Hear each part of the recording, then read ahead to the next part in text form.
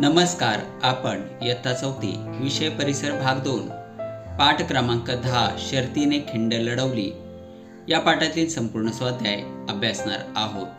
चला तर मग अभ्यासूया. प्रश्न 1. रिकाम्या जागी योग्य शब्द लिहा. अ. सिद्दी जोहरने डॅश गडाला चोफेर वेढा घातला. सिद्दी जोहरने पन्हाळगडाला चोफेर वेढा घातला. आ.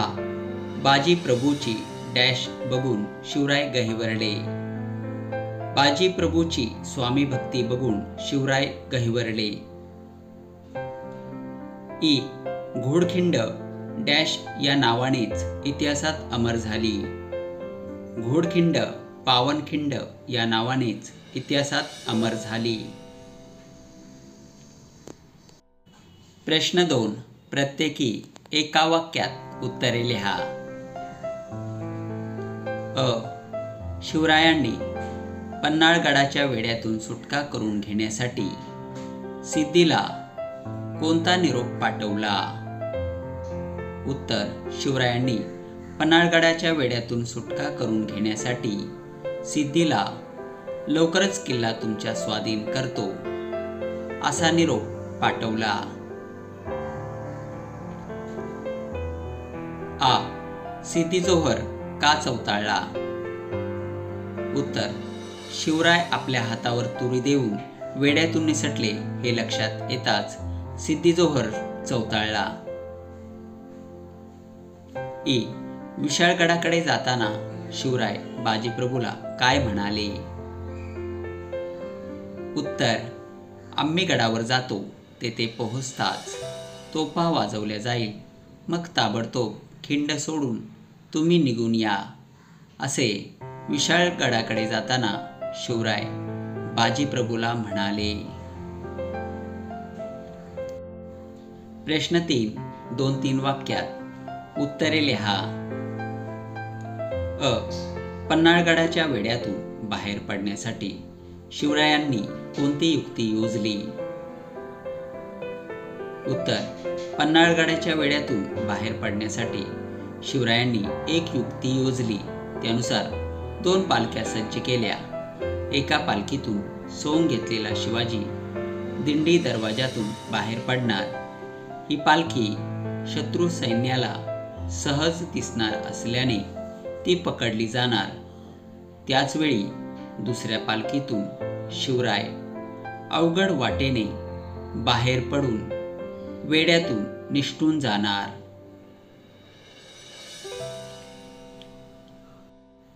आ.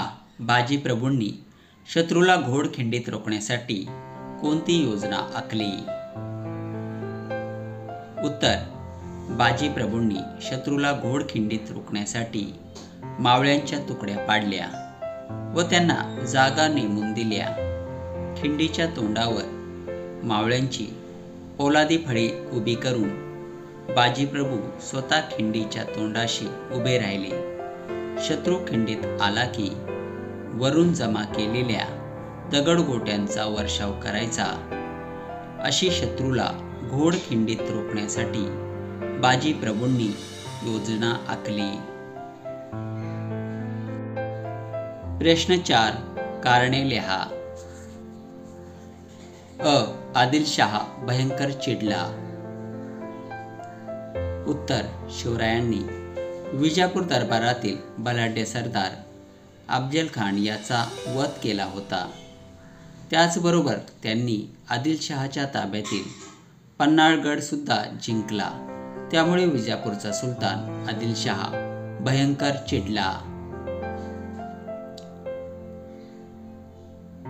आ. शिवरायांच्या सेवेमधील शिवा काशीद अमर झाला.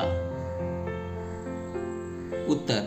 शिवरायांची सोंग घेतलेल्या शिवा काशीदची पालखी शत्रूच्या सैनिकांनी पकडली व सिद्दी जोहरच्या छावणीत नेली. तोपर्यंत शिवराय दुसऱ्या अवघड वाटेने गडावर पडले.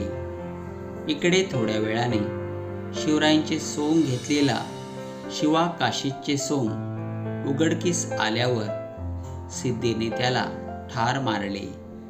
अशा रीतीने शिवरायांसाठी आणि स्वराज्यासाठी आत्मबलिदान करून शिवरायांच्या सेवेतील शिवा काशीत अमर झाला. ई. पावनखिंड इतिहासात अमर झाली. उत्तर. शिवराय विशाळगडावर पोहोचेपर्यंत स्वामी भक्त बाजीप्रभूंनी अखेरपर्यंत घोडखिंड लढवली. तोफांचे आवाज कानी पडल्यावरच त्या वीराने आपले प्राण सोडले.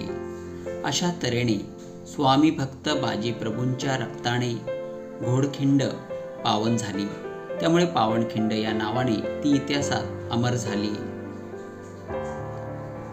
प्रश्न 4. कोणते लिहा.